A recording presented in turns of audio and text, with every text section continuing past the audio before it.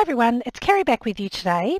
Today I'm going to be talking about fabric dyeing, but before I get into that, I just wanted to wish everybody a very happy new year, and hopefully we will all have a healthy, prosperous and happy 2023.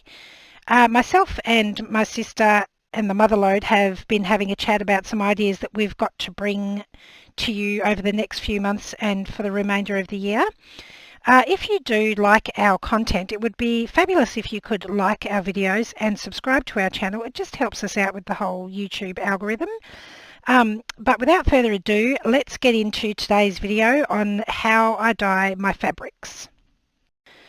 So what you see here in front of you is quite a large selection of fabrics that I have dyed in the past. So these ones on this side of the table have all been dyed with a permanent dye, and I use procion dyes, and I was put onto those by the Motherlode. The fabrics, or most of the fabrics on this side of the table, except for some of these ones underneath, have been dyed using pigmented colours, so like your refills for your stamp pads, Lindy's, colour pigments, that sort of thing. So the main difference between using something like a procion dye, which is a dye specifically used for fabric dyeing, and then using things like your re-inkers or Lindy's pigments and that sort of thing, is these are not going to be colour fast, which is absolutely fine if you don't intend to wet this product. But if you're wanting to use your fabric in your mixed media and that sort of thing, where you might get them wet or you'd be using other wet mediums, having something that's been dyed permanently is not going to reactivate when you add water or other wet mediums. Having said that, if you're wanting to just have a bit of a play around with some fabrics, get some colour in there and see what happens, then using your re-inkers or your powdered pigments like Lindy's is absolutely the best way to start, because if you've already got those things on hand, it gives you a bit of an idea about how you're going to feel about the process. It might be something you absolutely love and then move on to procion dyes or permanent dyeing, but you might do it once and be over it. So if you've already got some powdered pigments or even some watercolours at home, have a go with that first before you go and spend any more money on dyes and things like that. One of the other things that's very apparent when you start dyeing with procion dyes, or at least in my experience, is the colour that I get from procion dyes is hugely more vibrant than when I use re-inkers or pigmented powders that aren't permanent.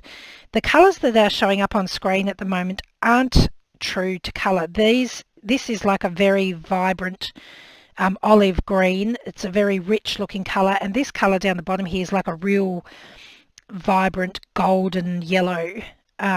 I'll try and pop some photos up at the end of the video to show you more accurately what these colours look like. Another thing to consider when you're dyeing fabrics is what is the content of the fabric that you are dyeing. So things like cheesecloth and this 100% cotton I've got over here, they are going to accept colour quite well, and it's going to stay within the fibres of the fabric, even if they're not permanent colours. If you start dyeing synthetic products, they're not going to hold the colour as well. So here's a good example here. This is just a fabric that was, it's got like this cotton crocheted flower appliques on top, but this fabric in the background, this sheer fabric, is synthetic. Now I used procion dyes, which will only dye natural fibres, so you can see that the colour didn't take on the synthetic material at all, but wherever the cotton was, it's absorbed the colour really well. So when I first decided I wanted to have a go with a permanent dye, I had a look online, and the choices for dyes was very overwhelming. There was RIT dye, there was different sorts of permanent dyes that needed to be heat set. There were other ones that needed to have other things mixed in with it, and it was just extremely overwhelming. So the very first permanent dye kit I bought was one of these tie-dye kits, and it came with 12 colours, and in the bottom of each of these bottles was the correct amount of powder already for me to just add water to it. And then it had instructions on the back that were very easy to follow, and I just went ahead and had a play with this kit to begin with. Now, I really enjoyed using the kit. The only things that I found negative about using a kit like this is you only get one small bottle worth of colour, and once you have mixed it with water, they don't keep. So you've got to use them, you know, I think it says within 45 minutes. So it was great for me to have a play, but it was, I wanted more straight away. I wanted to have more of a go. So these were on special. If you're in Australia, I got them from Kogan. They were on special. The whole kit was like $20. And that was a great way to just have a bit of a go. So once I decided I wanted to have a bit more of a go and mix some of my own colourways and that sort of thing, I kept all the bottles out of my first tie-dye kit, and I found a website that had the Procion dyes available in individual colours, and I just selected the colours that I wanted to use. Now, an important component to have when you're dyeing cotton or natural fibres is soda ash, which is also sodium carbonate. It's not sodium or bicarb. That's not the same thing. It needs to be sodium carbonate, but you can get sodium carbonate just from the supermarket. Here in Australia it's called electric soda, or washing soda it can sometimes be called, which is exactly the same product. So that's fine to use as well. Now, to prepare the fabric for the dyeing, I need to first soak it in some soda ash solution. So soda ash is just sodium carbonate, and you can get this just in the supermarket, called electric soda. And I've just got some warm water in here, I don't know, maybe about 4 or 5 litres. And I've just got my cheesecloth prepared. I've already dissolved the sodium carbonate or soda ash into the water. So now I'm just going to pop the fabric in. Sorry for the dodgy camera work. I'm trying to do this one-handed. So I'll make sure that that's all submerged under the water, and I'll let it soak for at least 20 minutes. It doesn't matter if you soak it for longer, so you could put it in the night before and then just leave it overnight and then use it the next day, but you need to leave it for at least 20 minutes. So I've had my fabric soaking in the soda ash now, it's been over a day, and I've taken most of the pieces out, and they're just over here to the side, which I'll show you in a minute. So I've just got one piece left, and basically all I do is I wring it out as much as I can, and then I pop it over in my tray. So we'll just move over to the tray. I've got my daughter helping me film here, so hopefully we'll do all right. And I just make sure that I've got all of the, come this way a little bit, sweetheart. So at this end, I've got all of the loops of the cheesecloth. And then at the other end is, these are all the open ends of the cheesecloth, just so I've got everything around the right way. So I'll just pause for a sec and we'll readjust the camera so that you can see with the colour.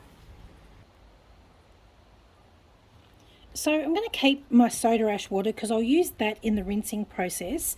And over here I've mixed up my colours. Now I'm using Procion dyes, and I've mixed them up more or less according to the manufacturer's directions.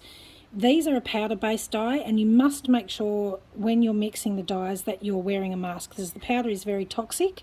Once they've transformed into a liquid form, you can take your mask off. And I've just selected some various browns and greens because I want to do a sort of an autumny look today.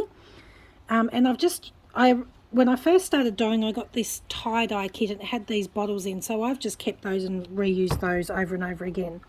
So here's just a little test swatch of the colours that I'll be using today. And I'm going to start applying them from the top green one and then move down to the browns. So I've pre-mixed my colours and I've got them to the side in the order on which I want to add them to my cheesecloth. And I just start by squeezing a little bit at the top, and I want to let it bleed down the cheesecloth a little bit so I don't get a very, very harsh line here at the top.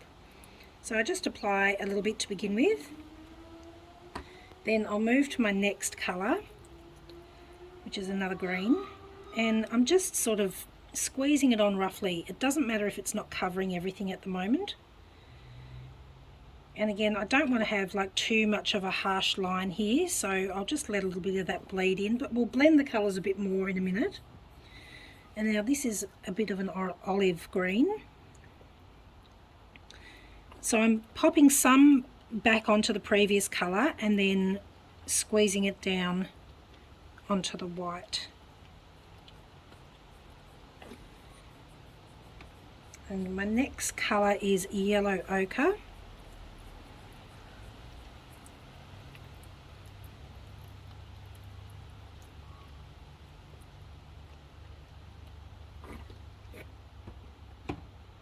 And then I've got two different browns here. One's sort of a darker brown and the other one's more of a red brown.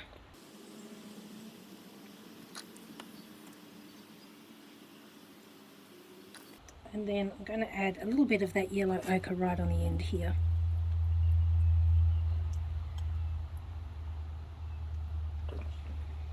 Alright, so once I've got one layer on the top, I'm going to flip my cheesecloth over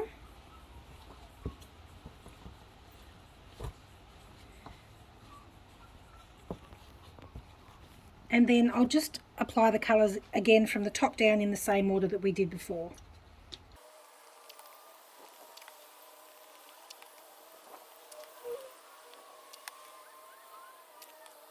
So once I've applied a little bit of colour on both sides of the cheesecloth, I like to massage the colours in a bit, and it helps the different colour bands blend in. So I'm wearing gloves for this, and I'll start at the top, and you'll see that I'm sort of squeezing the colour out and then mopping it back up with the cheesecloth. This helps the colour permeate through all of the cheesecloth so I don't have white bits, but it also bleeds into the next band of the colour so that I don't have, you know, those sort of candy stripes going on. So I'll keep doing this all the way down until I've massaged the colour through all of the cloth. If I find that I'm a bit light on colour throughout the length, then I'll just go back and squeeze a bit more from my bottles in to give me a bit more coverage.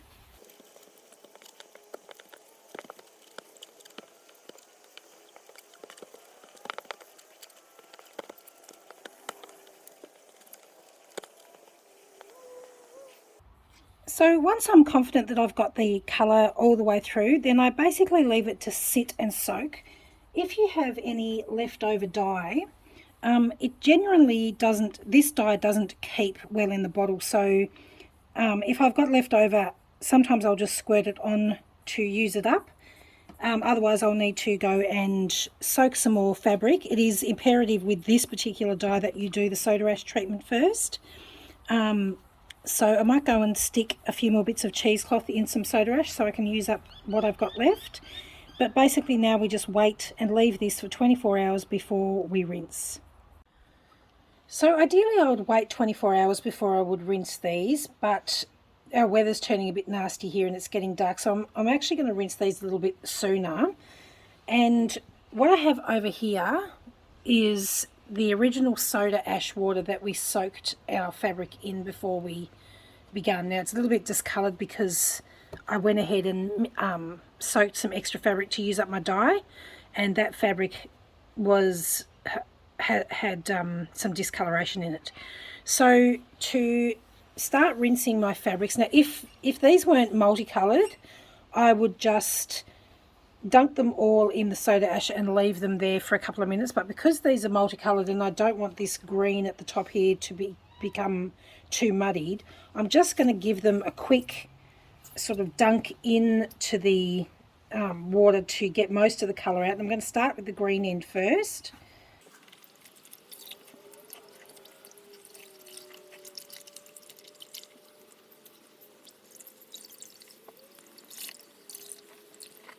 Okay, so I've just basically given them a very, very light rinse in the soda ash to start getting the colour out. And you can see that the water, if you pop over here, sweetheart, you can see that this water is quite discoloured now with the dye. So now I'm going to take these cotton cheesecloth hanks to my laundry sink and give them a good thorough rinse under cold water. So now I've rinsed all of the fabrics and I've rinsed them in just cold water, and then I've hung them up on this stick to dry outside. Now I've got a light shining from behind me, which is making the colours look a lot lighter than they are in real life, but hopefully once they're dry I'll be able to show you under a normal light and you'll be able to see the true colours. So again, now it's just waiting until they've dried. So what I have here are some of the finished results from the batch that you just saw me creating. Now I had a little bit too much dye left over, and as I mentioned earlier, it doesn't keep, so rather than waste it I just grabbed a couple of these plain white cotton hanks, and then I have used the remaining colour left to dye those. I just did a couple of those. A couple of other things just to mention in regards to the mixing and the application of the dye. Sometimes the dyes are made up of several different colour pigments. So for example, this is yellow ochre and it must have red as part of the makeup for the colour pigments. If you don't mix your colour pigments well enough, you will sometimes get these random little dots of colour that might appear throughout your dyeing. Now, I actually enjoy little things like that when they happen, sort of like little happy accidents. It just makes each hank a little bit more unique, and also you can use those as a focal point in your creations.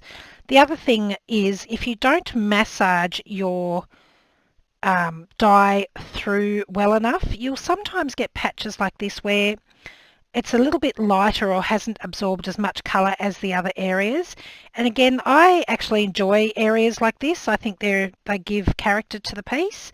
But if you want it to be very blended and make sure there's no bits that aren't, 100% the same as everywhere else, then you need to make sure that you're massaging through very, very well and spreading everything out and looking at it before you leave it to cook. I will have some of these listed in the shop, and I'll pop links below to where you can find those. If you have any questions, please make sure to pop them down in the comments section and I'll do my best to answer them for you. Thanks so much for joining me today. I'll see you again next time. Bye!